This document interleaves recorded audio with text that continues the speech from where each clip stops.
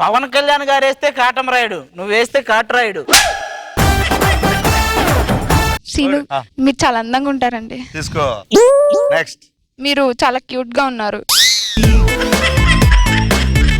ఈ ఒక్క నోట్ ఇవ్వాలంటే ఇవన్నిటికి మించి ఉండాలి. నేను చెప్పినవన్నీ అబద్ధాలు.